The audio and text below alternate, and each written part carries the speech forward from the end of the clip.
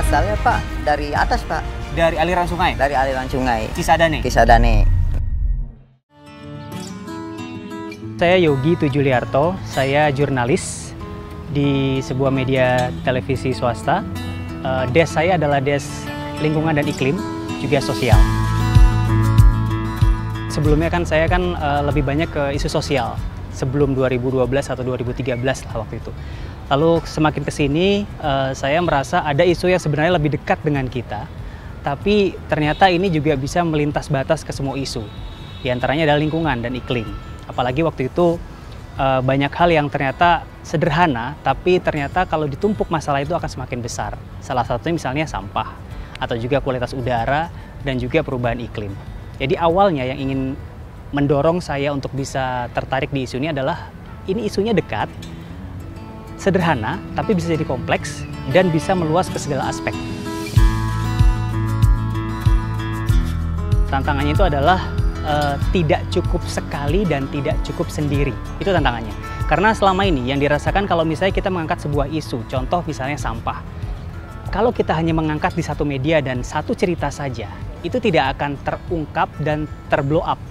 Jadi dibutuhkan juga kolaborasi dengan media lain, dengan jurnalis lain yang juga mengangkat isu yang sama.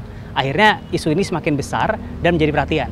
Jadi tantangan utama adalah gimana caranya kita bisa membuat isu ini diangkat oleh banyak pihak dan diperhatikan oleh banyak orang. Karena gini, jurnalis itu kan sejatinya kan kita tidak hanya menyampaikan pesan, tapi juga kita wajib untuk membawa perubahan. Nah, dari situ saya merasa kenapa enggak kita sebagai jurnalis juga ikut kontribusi. Karena masalah lingkungan ini juga masalah kita juga. Masalah di rumah, masalah di kantor, juga masalah di komunitas-komunitas kita. Jadi saya terdorong untuk menjadi atau mengangkat isu ini lebih dalam karena jurnalis juga punya peran penting. Tanpa jurnalis, isu ini akan diam dan terpendam. Ya sebenarnya sederhananya adalah kalau kita tertarik dengan isu lingkungan, sampah, limbah, dan segala macam, cukup mulai saat ini juga. Dan mulailah dengan mencari teman. Karena kita tidak bisa menyelesaikan ini secara sendiri-sendiri, kita butuh teman. Mungkin sendiri kita bisa cepat, tapi bersama-sama kita bisa hebat. Jadi kalau saran saya, ayo mulai sekarang, bentuk komunitas, cari teman yang banyak, kita selesaikan masalahnya sama-sama. Ada dari bulan September 2012 dan menjadi sampah akhirnya berakhir di sini. Artinya sebagian besar sampah di sini adalah sampah yang tidak bisa didaur ulang dan tidak terurai dengan mudah. Bisa sampai puluhan bahkan ratusan tahun jika dibiarkan begini saja.